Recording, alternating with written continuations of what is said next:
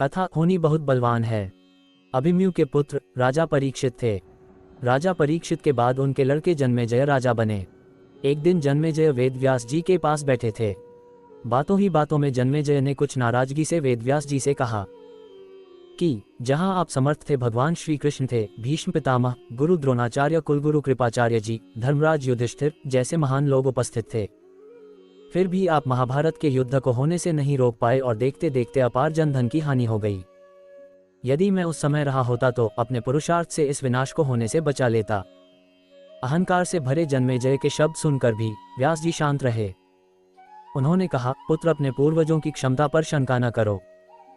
यह विधि द्वारा निश्चित था, जो बदला नहीं जा सकता था। यदि ऐसा हो सकता तो श्री कृष्ण में ही इतनी सामर्थ्य थी कि वे युद्ध को रोक सकते थे।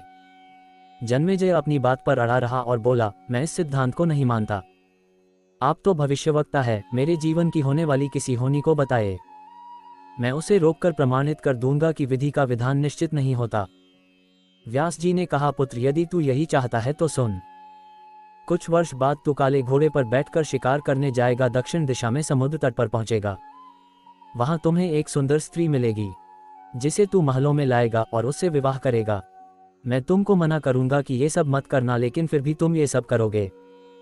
इसके बाद उस लड़की के कहने पर तू एक यज्ञ करेगा।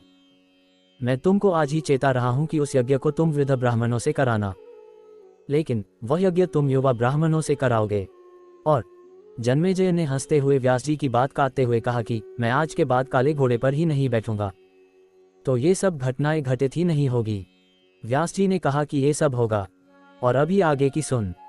उस यज्ञ में एक ऐसी घटना घटित होगी कि तुम उस रानी के कहने पर उन युवा ब्राह्मणों को प्राण दंड दोगे, जिससे तुझे ब्रह्महत्या का पाप लगेगा और तुझे कुष्ठ रोग होगा, और वही तेरी मृत्यु का कारण बनेगा। इस घटनाक्रम को रोक सको तो रोक लो। वेदव्यास जी की बात सुनकर जन्मेजय ने एहतियातवश शिकार पर जाना ही छोड़ दिया। परंतु जब होनी का समय आया तो उसे शिकार पर जाने की बलवती इच्छा हुई। उसने सोचा कि काला घोड़ा नहीं लूंगा, पर उस दिन उसे अस्तबल में काला घोड़ा ही मिला। तब उसने सोचा कि मैं दक्षिण दिशा में नहीं जाऊंगा, परंतु घोड़ा अनियंत्रित होकर दक्षिण दिशा की ओर गया और समुद्र तट पर पहुंचा। वहां पर उसने एक सुंदर स्त्री को देखा और उस पर मोहित हुआ। जन्मेजय ने सोचा कि इसे लेकर महल में तो जाऊंगा, लेकिन शादी नहीं करूंगा। परंतु उसे महलों में लाने के बाद उसके प्यार में पड़कर उससे विवाह भी कर लिया।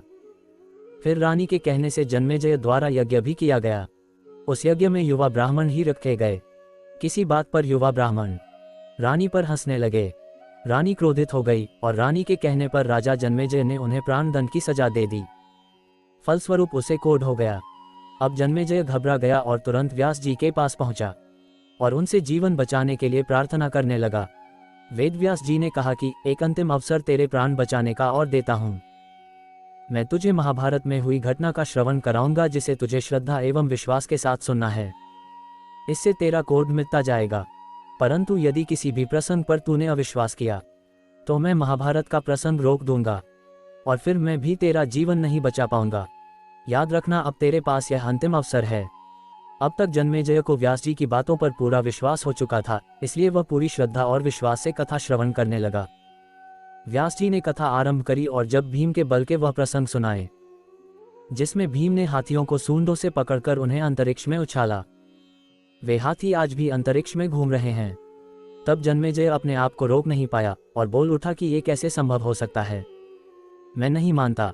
व्यास जी ने महाभारत का प्रसंग रोक दिया और कहा कि पुत्र, मैंने तुझे कितना समझाया कि अविश्वास मत करना, परंतु तुम अपने स्वभाव को नियंत्रित नहीं कर पाए, क्योंकि यह होनी द्वारा निश्चित था।